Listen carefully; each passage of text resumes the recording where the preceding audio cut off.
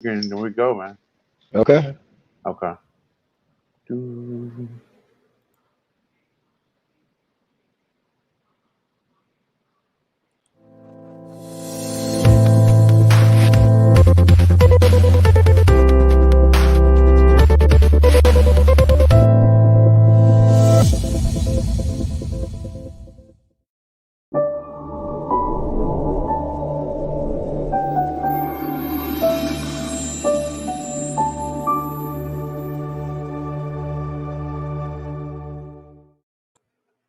Okay, we're back, y'all. This is actually part two. We just wrapped up with um, with Attorney Brian D. Williams. We were talking about what to do if you are charged with domestic violence. And so I gave a scenario that was like a loaded scenario, and Brian, being the fantastic attorney that he is, he began to say, that it was a loaded scenario, and started to, poke holes like within this with the scenario that I gave. So, and it was basically the scenario was, you're in an argument with your partner. Your partner could be a male or female partner, and your neighbors hear dishes break next door, and the police are called. The police then come to your house, and take someone to jail. What's going on, brother Red Wings? How you doing? I'm Um, good. How are you, sir? Good to, Fantastic, fantastic. good to be back. So, yes, good. Thanks. Glad to have you back. Just real quick, man. A statistic says that over 20 million people have been falsely accused of abuse. 17% of all domestic, this is in 2020, 17% of all domestic violence cases are the result of a false accusation. Right. So, yeah, and I was like, wow, that's like, I know that's like a major part of it. So, but yeah, let's go ahead and talk about where we were at, where we finished off at. All right. So yeah, let's address specifically right now the false accusations again, and we can go back to the fact pattern. But the problem with the false accusations, or where those generally arise, is where you get into it with your spouse, your significant other, your baby mama, whatever you want to call it, and already it's heated. There's some animosity for whatever reason. Maybe the person thinks that you're going to leave them, or they find out that you're talking to somebody else, or something may have happened some other time and they felt like you got away with it and they got pissed off with you on this particular day. Maybe, and unfortunately a lot of times alcohol is involved in these situations, or drugs or something of that nature. um, and what they'll do is they get an opportunity and they'll just call the police, and they'll it really only takes an allegation. I mean, it's unfortunate that it can occur that way. I mean, unless you are very, very well prepared and eloquent and just know exactly what the elements are of the offense, and you know, more than likely you can get taken into custody simply based upon the allegation, which is unfortunate. So, are you there, D? Yeah, I'm sorry. Yeah, I go on mute. I go on mute so I won't interrupt you. It's kind of like Yeah. I like fighting myself. Yeah. Understood. So yeah. All right. So let's go back to the fact pattern, the initial fact pattern. Where we Hmm. were talking about kind of the situation that I laid out. So some person's arrested, and they then go to sit in front of a judge, and then is a protection order is issued. Um, what happens next?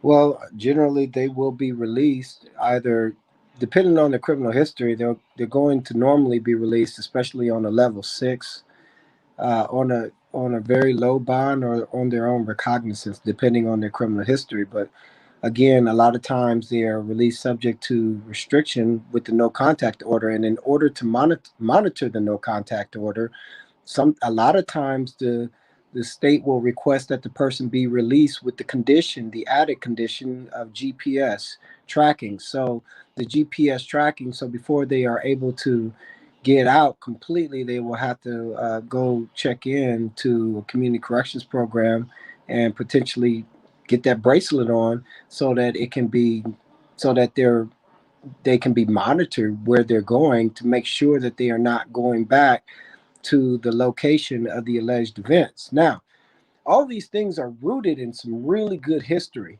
The problem is that these things are subject to abuse. So, for instance, let's just say I'm in a relationship with a woman. I really want to get her out of there, but I just, I don't want to go through trying to evict her. And, if I could just get her out of there, I can take my stuff and I can do whatever I want to do. And just so long as she's not there.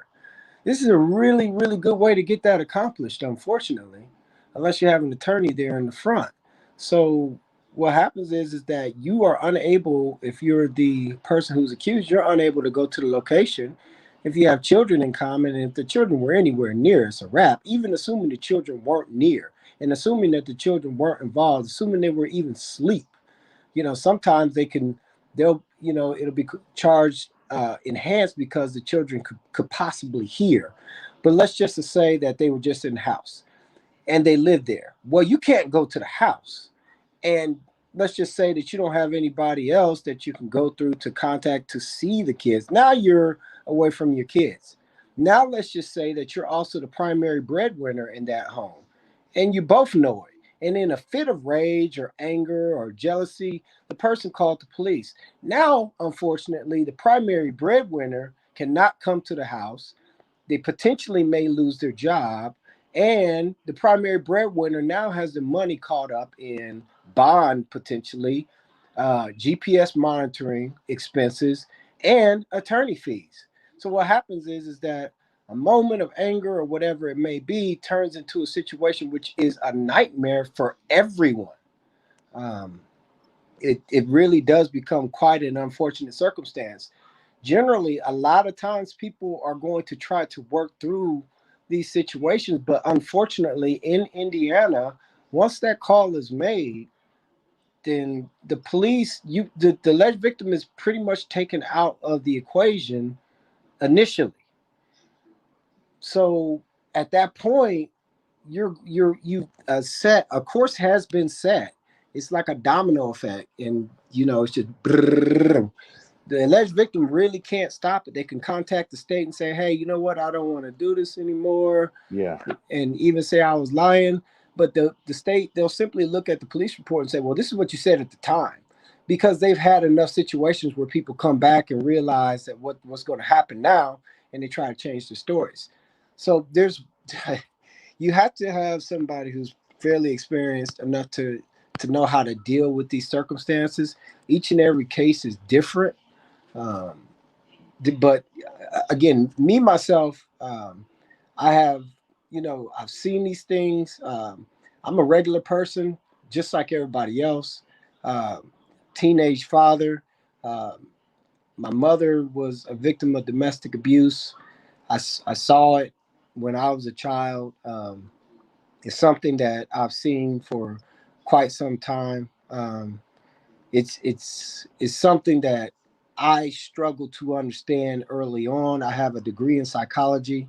Um, I was pre med, then I went to psychology, then I went on to graduate school to study psychology, where I was going to actually go to the FBI to be a profiler. So there is an art as well to understanding these circumstances. I don't think that everybody is created equal with regard to knowing how to address these circumstances and knowing how to analyze the alleged victim and the motive and those type of things. It really is an art. Wow. Is there a particular case that you can talk about? Or just like that, the freedom to talk about something that was a peculiar defense that you used? Well, in a sense, I've been given examples from real life cases from Oh, okay. cases Yeah. the All right. entire time. Oh, wow. Okay. Yeah, every bit of the example that I've given you, even earlier in the show about not being able to get employment, about being terminated from employment, about being placed on restrictions. That happened with a client who worked at Walmart. I had I've had clients who drove Ubers and weren't able to, were restricted from their ability to. Are you there still? Yeah, you dropped off for a second. You said, Hello? yeah, I'm here. It said when you Hello? can you hear me?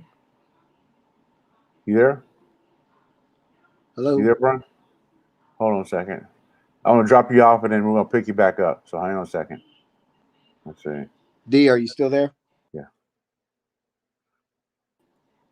You there? Can you hear me now? Hello? Can you hear me? Can you hear me, Brian? Oh my God, man. Hello? StreamYard. Hey y'all, we gotta have to. Looks like let's see if he's gonna give me a call. So give me just a second.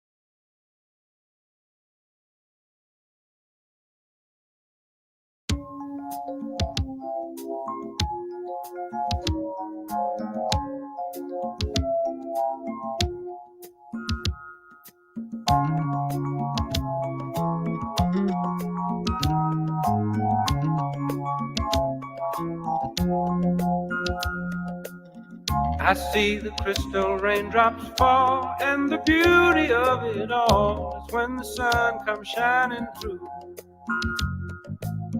to make those rainbows in my mind. When I think of you sometime, and I want to spend some time with you, just the two of us.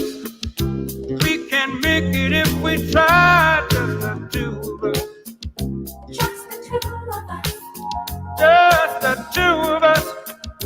Building castles in the sky, just the two of us, you and I. We look for love, no time for tears. Wasted water's all that is, and it don't make no flowers grow.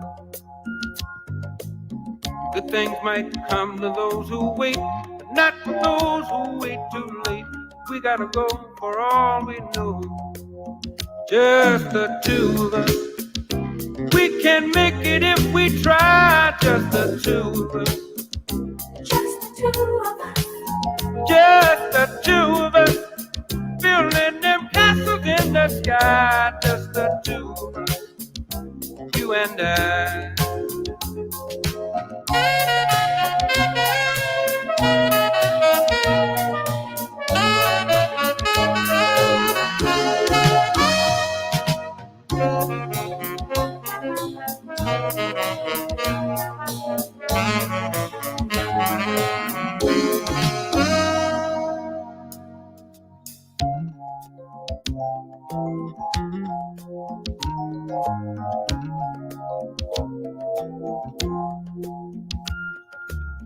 I hear the crystal raindrops fall on the window down the hall, and it becomes the morning dew.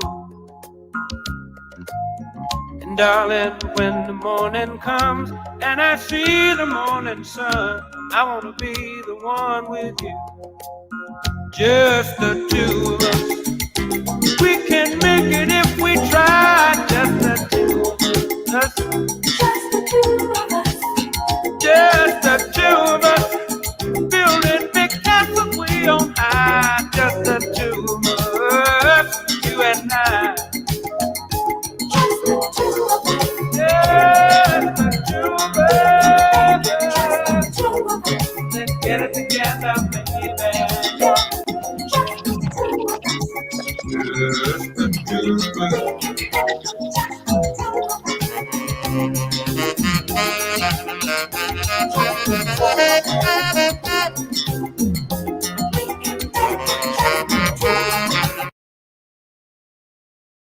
All right, I had to do a little quick interlude, man. So Brian, you can take yourself off mute. If you can, I know you probably can remember exactly where we left off. No, not really. Okay, we were talking. So let's just say this much. If if you were charged with domestic violence, and you kind of go through the process of getting out, and then we talked about some of the major issues Oh, that I think I occur. remember exactly where we left Okay. off, actually. Okay. Are we on right now? Yeah, we're live. Okay. I think I was saying that you were asking for specific examples, and what I was telling you is that a lot of what I have said is based upon actual cases, actual experiences, wherein people um, had such a circumstance arise where they, again, I think I was talking the last about an Uber driver who, because of the no contact order, was restricted in what he was able to do, and where he was able to drive. But that was his secondary income. He was also employed um, at a major retailer who then placed him on administrative leave pending the outcome of the case. So he not only, based upon the allegation, did he lose his primary source of income, but his secondary source of income, I think he was actually delivering for Uber Eats. His secondary source of income was tremendously restricted. I had to go in there and, over the state's objection, try to get rid of that no contact order, which absolutely made no sense. I ended up getting that case dismissed, and a lot of times I do get them dismissed, or, you know, I'd say a lot of times I get these cases dismissed, but obviously sometimes we have to take them to trial and prevail at trial. Other times there's other steps and measures that need to occur for the case to be resolved, and it could take some time. The problem is that I don't think that people really truly understand how much chaos that case is going to wreak and havoc is going to wreak on their lives for quite some time. So let's just say, all right, I get the domestic dismissed, but the the alleged victim, it still comes in and says, well, he touched me, and it was during the course of an argument. They were angry. So that's a battery. That's a misdemeanor battery. You can't get around that potentially sometimes. So that's a problem. But what happens is that batteries are difficult to deal with, and they're difficult to find employ on. Again, I think I said earlier in the earlier segment that thefts and batteries are two things that employers frown upon uh, almost universally. So that's going to be a big problem. Um, Now, let's just say that the domestic is entered as a conviction, and a good freaking lawyer is a. Let's just say that this really did happen, and there's significant injury, and you can see it. There's photos. The alleged victim is cooperating. She's ready to move on. He's ready to move on. You slice their finger off, or like this Like the happened with Johnny this. Depp and Amber Heard deal. Yeah, Yeah. I don't know if this woman was convicted, but it seems to me that maybe she got away with one there. But in either event, let's just say the finger was sliced. That's a major felony. That's going to be. They're not going to get rid of that one lightly in Indiana. I'm going to tell you that right now. That's not going to go away. But let's just say there's some significant injury, but it's just a level 6 domestic. Let's say I'm able, or a good attorney is able to get it down and get you a misdemeanor in the front, a misdemeanor sentencing on that domestic violence level 6, give you a misdemeanor in the front rather than a felony. You're happy because it's not a felony, and that's great. Let's say I'm able to get you non-reporting probation. It means that you don't have to go through all the other things that you just let's say we're able to get you so you have just a certain amount of classes that you have to take and pay a fee for those classes, undergo some type of evaluation, then you're done. All right. Problem with this is still that, and this is where we're talking about the havoc that these things wreak. Now it's still on your record. It still affects your ability to obtain employment. Worse still, domestic violence convictions are treated differently when it comes to expungements as well. So later on, it's going to be more difficult to get rid of that domestic violence than it would be another case if you went in to try to expunge it, whether it be a class A or level 6. If it's a domestic, it's going to be treated differently under the expungement statute. It's also going to make it more difficult to own and possess, or to to be able to carry a firearm. Wow. So you're gonna lose some civil rights, some serious civil rights. Yeah, so these things are going to affect some serious civil rights for a significant and substantial period of time. And the thing is that even as a good lawyer, I can most times I can curb some of these things, but some of these things are just you just do the best you can to just try to ease the blow of what has become a juggernaut that has just been activated in a moment of anger, whether it be the alleged perpetrator's moment of anger or whether it be the alleged victim who just decided that they were going to be angry and vindictive and make a call, or have somebody call and it wasn't necessarily true. They just the things that occur afterwards are just tremendous, tremendous. You definitely have to have somebody who, because people just don't know that all these things could possibly occur as a result of these cases. So you Wow. definitely need to have somebody who's experienced and knows these things. And guy like me, I can't teach you what I'm going to do. I Wow. can just do it. Because I know what I'm doing and because I've been trained in the psychological sciences, but I've also have a great deal of experience in the law. It's not they're definitely not waters that you want to tread in lightly, and definitely don't want to tread in by yourself. And technically, everybody's not same. Like I said earlier, everybody is not made the same when it comes to these cases or any other cases, but particularly these cases, in my opinion. Right. And look, Brother Red Wings Hockey says that Darren, my brothers and nephews are big people. Hitting a woman is not cool at all. Yet, actually, domestic violence it goes both ways. So, I think you shouldn't you should keep your hands to yourself in general. Yeah, and Um, it and, this and is a it, good practice. oh yeah, it doesn't even have to be necessarily hitting anybody either. Again, Wow, it could be like the threat, right? The threat of. it doesn't even have to be a threat. It's just touching someone in a rude, insolent, or angry manner. Let's just say somebody's got a book in there, or they're waving their finger in your face, and you hit that hand. That's a domestic. Or you push it, Wow. or you shove it out of your way. You touch that person in a rude, insolent, angry manner.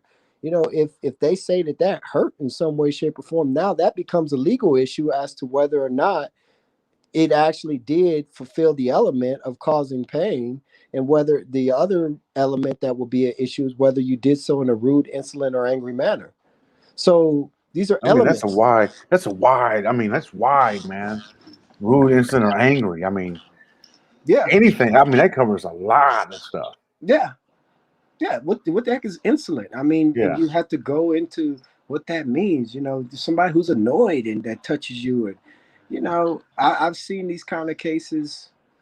Where somebody was touching somebody tapping somebody on the shoulder, and the person turned around and said, "Oh," or something like that, and they kind of just, as a reflex, moved their arm and kind of smacked the other person's hand, and didn't turn out well. Wow. you know, you, Wow. you got to Wow. I be. mean, It's not as simple as, oh yeah, don't hit women. That's not what it is. yeah. I mean, if it were that simple, I mean, that it would be one thing, but this is domestic cases. They run the gambit of circumstances and situations. Yeah. Look at this. It says insolent. The actual definition of insolent is showing a rude and arrogant lack of respect. Yeah, And yeah, so look, it's actually the example they give in a sentence is she hated the insolent tone of his voice. yeah. Well, I guess if Wow. if there happens to be a contact that occurs during that talk, that use of the voice, then I mean, you can establish that by saying, what was he saying to? Here, I'm playing the role of prosecutor. And sir, man, what was he saying to you? What was he or she saying? Uh, well, he was yelling at me at the top of his lungs. I couldn't, I could barely even understand what he was saying. And what was he saying? Did you ever understand? He said he hated me. That's going to establish rude, insolent, or angry. I mean, or Wow. let's just say he says the person testifies that the alleged perpetrator said that they wanted to be done with me, or they were finished or through. That's going to probably establish insolent, or that the person who said it that's going to establish the mindset potentially. And so a good defense attorney is going to have to then come in and say, well, he said that. Let's establish what exactly occurred here. Let's go back to what you said on direct. You said initially that blah, blah, blah. He said this. But you didn't say that you told them to get out just before that. Now, did you? No, I didn't say that. And you didn't establish that prior to that point. He had said that he loved you, that he understood that you guys need to part your ways. Is that correct? You didn't say that. Is that correct? But he did say that. Is that correct? Yes, he did actually say that. So now what the defense attorney is trying to establish is that the person had their druthers about them, that they were that they had a solid mind and that they weren't in the place where the alleged victim initially placed them or tried to paint them in a certain position. Okay. So that is overly simplistic. There's just a million different variables to every single incident. And again, all I can say is that it takes some serious analysis to figure it out. Person like me, I'm going to see it almost right away. But that's, again, you need to have somebody in your corner who understands how these things go down. Okay. One last thing, and then I'm gonna let you go. We're just gonna do just 3 common defenses that you have seen or have used against a domestic violence accusation. Just 3. 3 common defenses. It didn't happen. She is lying. That's going to be the first one. And the first and the best one. Another defense is that a lot of times the person will not necessarily cooperate and won't want to be involved in the actual prosecution. And although they say it to the state doesn't let go of the case, but a good lawyer will be able to get that out during the case and say, and be able to make an argument that the state was the driving force behind the actual prosecution, that the person didn't want to have anything to do with it. And this is a vindictive prosecution, maybe not going that far, but there's ways to paint that. Another would be self-defense. Okay, self-defense. Yes. Okay. Defense of self or others, actually. Okay. Right on. So somebody was they're acting really crazy. You jumped in and say, hey, stop. And it just seemed like it was in a rude, innocent manner. Yeah. But you were really going to stop them from harming someone else or themselves, right? I mean, yes. Then, okay, there you go. And then they say, oh, yeah, the police are called and they say that you shoved them or whatever, and that's your partner. And you somehow get arrested for domestic when you were actually trying to prevent that person from either harming you or your children or something like that. It happens. Like, hey, if somebody's coming at you or coming at your children, you push them down. Yeah.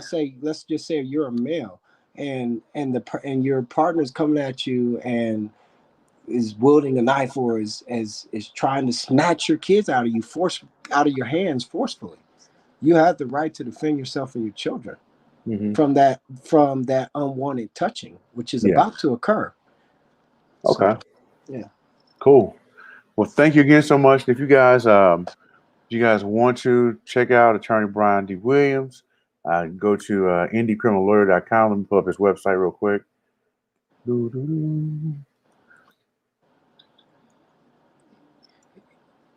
on a second. Pulling up right now, man. So bear with me.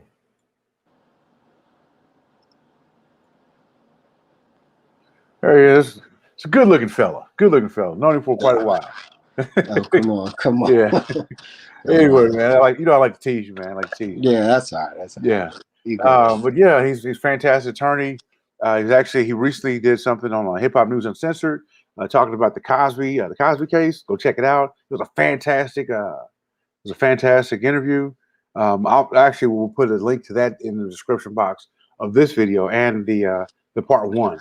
So go check that one out as well.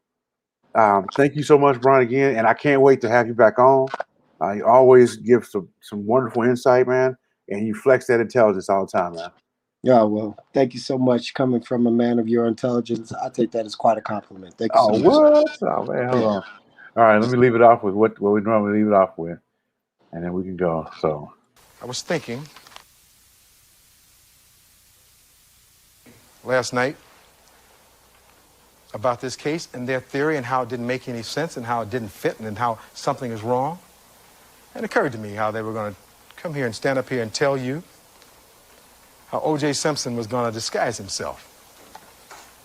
Was going to put on a knit cap and some dark clothes, and he was going to get in his white Bronco and this recognizable person and go over and kill his wife.